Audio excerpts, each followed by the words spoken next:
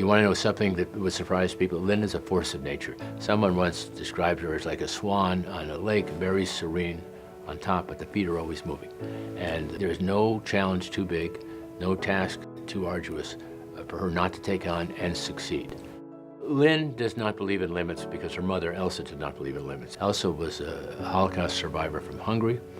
At one point in high school, the boys got to take algebra a couple of years before the girls, and Elsa didn't like that. If the boys were taking it, Lynn was going to take it. And that was the first time the Schenk women changed history in the state. That was way back in the 50s. It's hard to go up against the status quo, and Lynn Schenk's been going up against status quo for 40 years. Whether it was at SDG&E and she noticed that the women couldn't wear boots, but the men could, and so she wore boots. She was the first woman Secretary of Business, Transportation, and Housing. She was the first woman representative in San Diego. That was in 1992, and that was the year of the woman. Hi, I'm Lynn Schenk, and I represent San Diego, California. Mr. Speaker, for purpose of debate only, I yield 90 seconds to the distinguished gentleman from California. Distinguished gentlewoman from California, is recognized. Thank you, Mr. Speaker, and I thank the gentleman for noticing the difference. If Lynn thinks something should be changed, she goes about changing it. So she was always looking to advance the interests of other women, not looking for credit, but looking to get positive results for other people. We had a premise that acceptance of these injustices was not an option.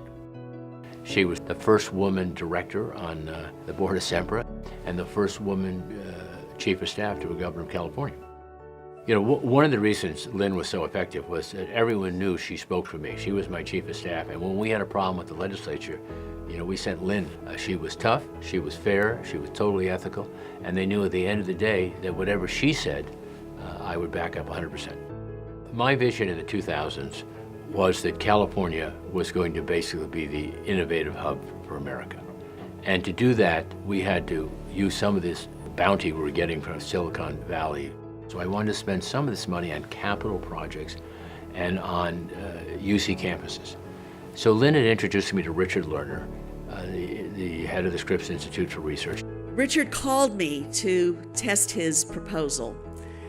And I will tell you that my first reaction was one of astonishment at his bold vision. He had this idea of taking some of that money and allocating it to 3, it ultimately became 4 institutes of science and innovation.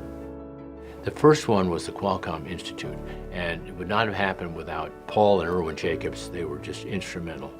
Most indispensable was Lynn Schenk, who helped conceive the idea, who helped win the fight through the legislature. On the last day of the session, the legislature tried to take this out of the budget twice, once at about midnight and once about 3 in the morning, but each time Lynn got up and put it back in the budget.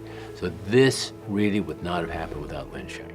UCSD is a priority for Lynn. She has fought for this institution really since she had the opportunities and had the positions to be able to bring funds, bring awareness, pull people together.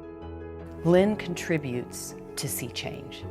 The Dare to Fail Endowment Fund puts an exclamation mark on risk. It's about ideas, it's about visions, it's about creating opportunities. Those monies will go to people who are putting themselves out there, people who are visionary, who want to create things that we can't even see yet in our community. People sometimes wonder about what somebody's motivation is for contributing or doing. With Lynn Schenk, it is where she's grounded, and the whole notion of tikkun olam, to give back. She weaves that whole notion of to heal, to give, like a quilt of her life in all of the things that she does. And that's why we thank her.